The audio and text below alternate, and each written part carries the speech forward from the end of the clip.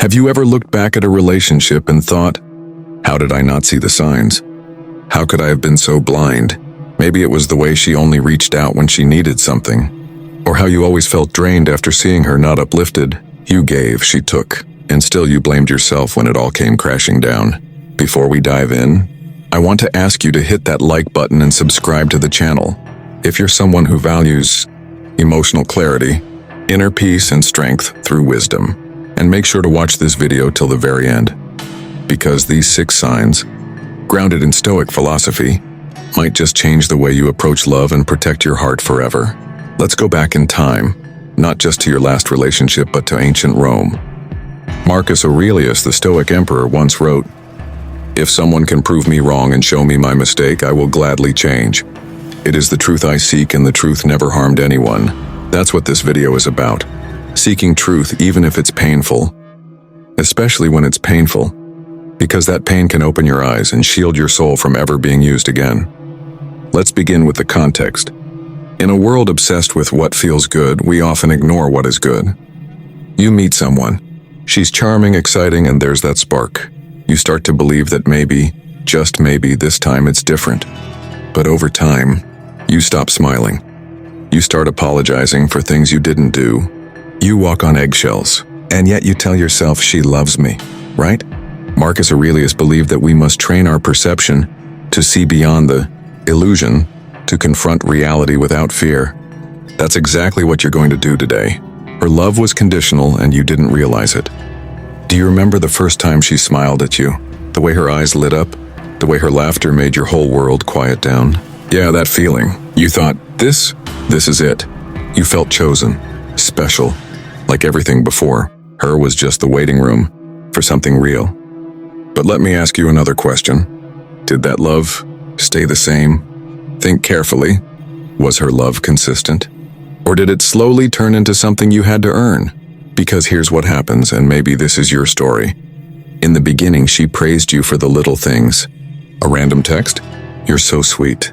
You bring her food? No one's ever cared like this. You canceled plans with your friends to be with her. You're the only one who understands me. You felt seen, wanted, needed, and so you gave more. But somewhere along the line, her appreciation faded.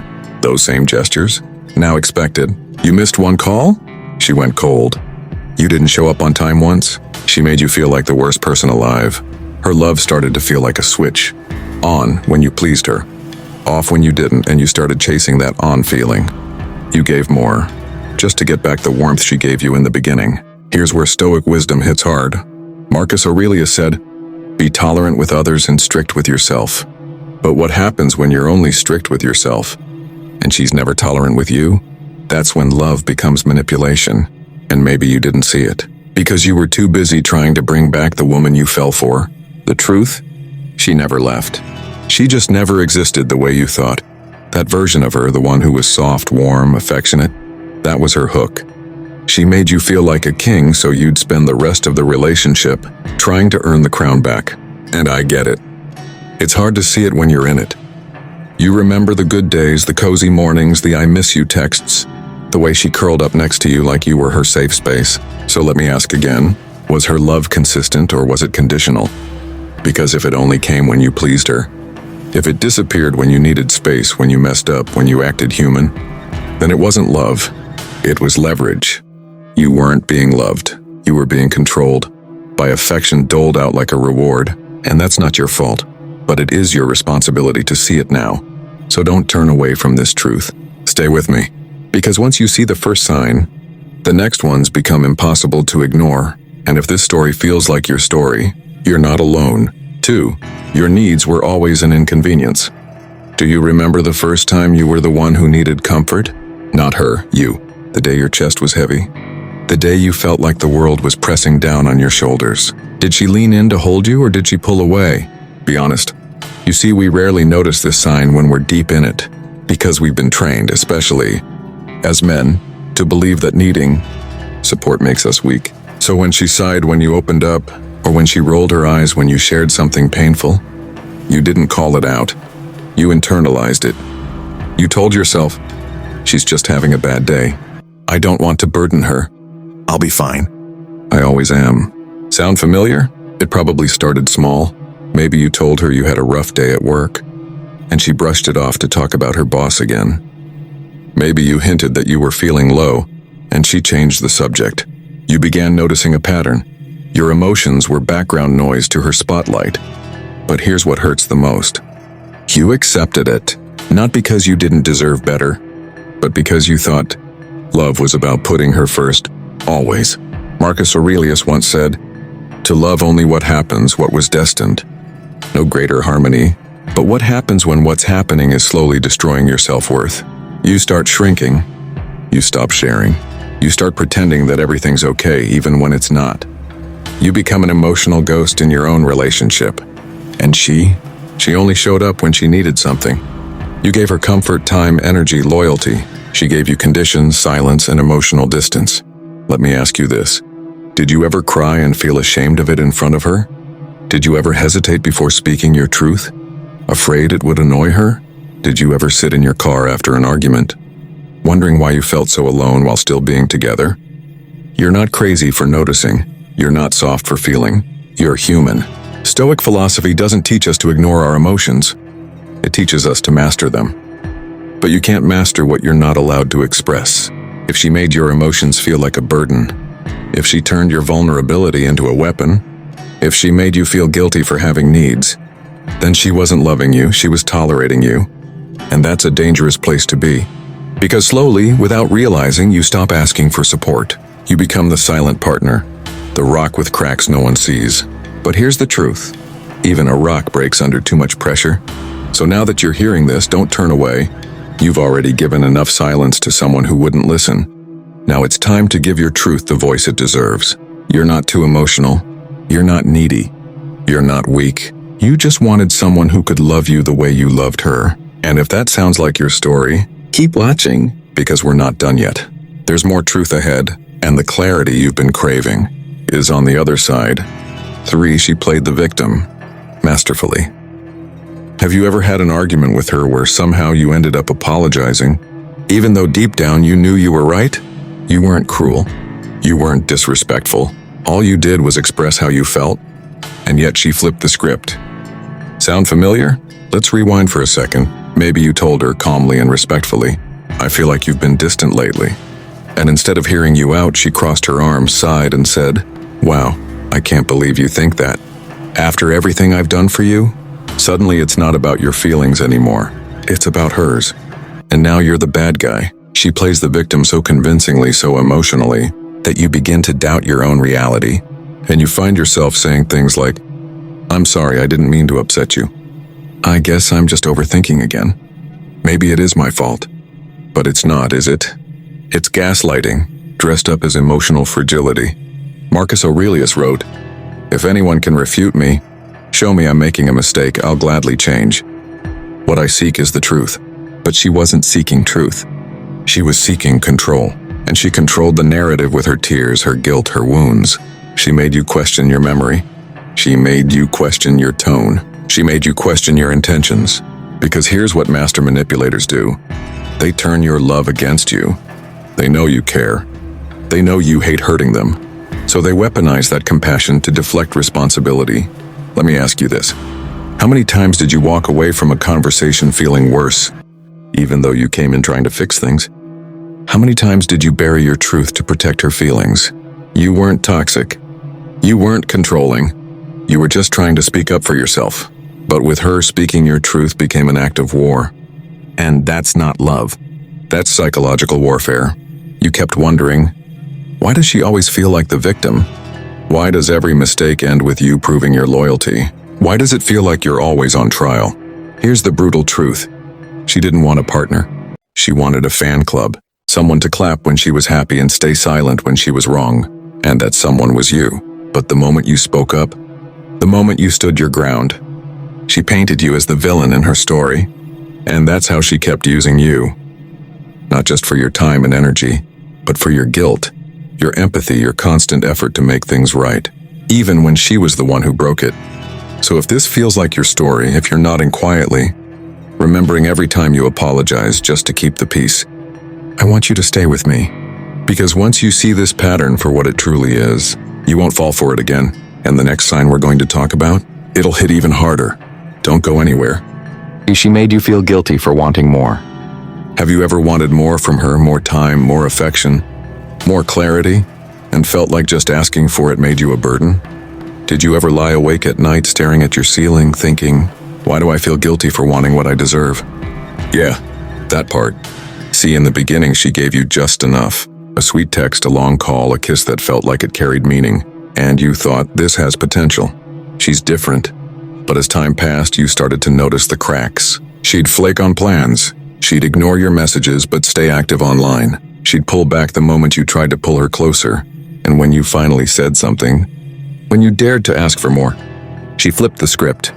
You're being too much. Why can't you just be chill? You're always so needy lately. Sound familiar? You weren't asking for the world. You weren't demanding her every hour or trying to control her life. You just wanted consistency. You wanted connection. You wanted to feel like you mattered. But she made you feel ashamed for needing that. And that's where the manipulation creeps in. Marcus Aurelius said, very little is needed to make a happy life. It is all within yourself in your way of thinking. But what happens when the person you love rewires your thinking? When they teach you that even your basic emotional needs are too much? That's not Stoicism. That's emotional starvation. She was feeding you crumbs and convincing you it was a feast. And you accepted it, didn't you? Because you were in love. And love makes us patient. Love makes us hopeful. Love makes us believe that maybe she'll change. Maybe next week will be different. So you lowered your standards just to keep the peace. You stopped asking. You stopped expecting. You trained yourself to be content with less because every time you asked for more, it cost you the connection you were trying to build. But let me ask you this. Didn't you deserve someone who wanted to give? Not because they were pressured, but because they cared. Didn't you deserve love that was mutual, not transactional? Because if every conversation about your needs turned into a guilt trip, if she made you feel like you were the problem, then what you had wasn't love, it was control. And it worked, because you loved her enough to doubt yourself. But not anymore. The moment you realize your needs are valid, the moment you stop apologizing for wanting more, is the moment you begin to reclaim your power. So if this part of the story feels like your chapter, stay with me. 5. She was absent when you needed her most. Do you remember that moment when life hit you the hardest? Maybe it was a job loss, a family crisis, a night when your heart felt like it was caving in, and you needed someone, just one person, to sit beside you and say, I'm here. I've got you. Did she show up? Or did she vanish? Think back not to the good days, but the days you were falling apart. Did she check in? Did she listen without judgment? Did she stay present when the world felt like too much? Or did she go silent? Did she change the subject? Did she make your pain about her inconvenience? You see, love isn't just about showing up when everything's glowing. It's about who's still standing beside you when everything is falling to pieces. But you were left holding your broken pieces alone. And what hurt the most? You didn't even blame her. You made excuses for her absence. She's probably overwhelmed. She's just not good with emotions. I shouldn't need her this much. And that right there, that's how deep the conditioning went. Marcus Aurelius wrote, if it is not right, do not do it. If it is not true, do not say it. But in your heart, you knew it wasn't right. You knew her silence wasn't love. But you said nothing because you didn't want to lose her. You thought, if I stay strong, maybe she'll come back around. So you swallowed your pain, put on a brave face, and told yourself it's okay. But it wasn't okay.